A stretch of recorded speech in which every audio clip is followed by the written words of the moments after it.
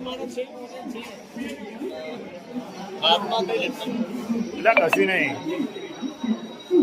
લાગુ છે દેશી માણસ છે આપણે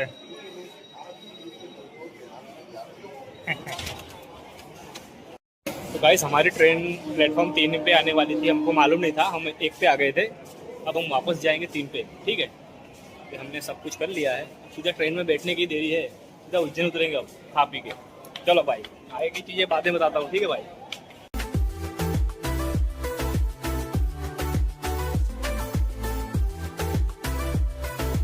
અમારા ટ્રેનનો સમય અડધો કલાક લેટ થઈ ગયો છે, જેથી હવે અમે 8:30 વાગે ટ્રેન આવશે। શું કરીએ, અમને સમજ પડતી નથી। હવે ઈચ્છા છે પાછા ઘેર નહીં જઈએ। મારા બેટા મને ગાળો દેતા પાછા ટ્રેન વેલી નાહી જશે બહુ ખેલી તો ભૂલ થાય માણસથી ભાઈ, સમયની વાત છે। આજે યોગાનો સમય છે। હું કહું તમારું આવે છે ને અહીં કંટાળો બોલે ભાઈ તું આજે ટ્રેન લેટ છે અડધો કલાક, એટલે પ્લેટફોર્મ નંબર 3 ના જગ્યાએ 2 પર આવશે। તો જોઈએ 2 પર આવશે કે 1 પર આવશે, તો આપણે સમયના આધારે ખબર પડશે। બસ આટલું જ કહેવા માંગુ છું, બીજું કશું નહીં। હવે 3 ના જગ્યા પર 2 પર આવવાની છે ટ્રેન, એટલે અમે તૈયાર થઈ ગયા છે, રેડી થઈ ગયા છે અને 8 વાગવાની તૈયારી છે।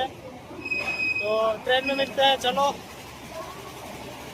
આપણી ટ્રેન અડધો કલાક લેટ છે, 7:30 આવવાની હતી, 7:40 આવવાની હતી, હવે 8:30 આવશે।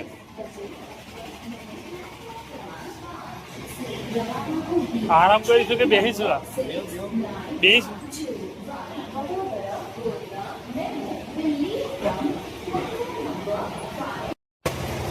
આપણે ટ્રેનમાં વેઇટ કરી રહ્યા છે, ખભા સુરતથી ખભા મારી રહ્યા છે, કંઈ ખોરે છે કંઈ ખબર નહીં પડતી હું ખોરે છે। ભાઈ ટ્રેન કયા પ્લેટફોર્મ પર આવશે ને એ તો ખબર પાડવી જ પડે, બાકી તો આપણે લાગી જઈએ।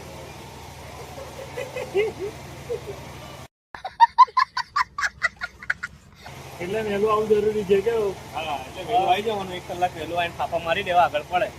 અમારા લોચા પડી ગયા છે કે અમે તે પરથી ફાફા પડી ગયા છે। પાછા જઈએ કોઈ જગ્યા બોલવા હારી। ચાલો રે ગાડી, હજુ તો શરૂઆત છે, ખાલી વડોદરામાં જ પહોંચ્યા છે, હજુ ઉજ્જૈન જતા કેટલા અમારા લોચા વાગશે તો અમને નહીં ખબર।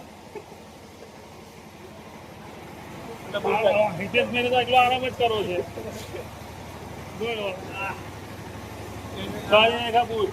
તારી ઘેર બેઠો છે, કોચ છે, કોચ અમારા ભાઈ, કોચ છે પાછા। હજુ તો બરોડામાં અમારા આટલા ફાફા પડી ગયા, ઉજ્જૈન જતા શું થશે?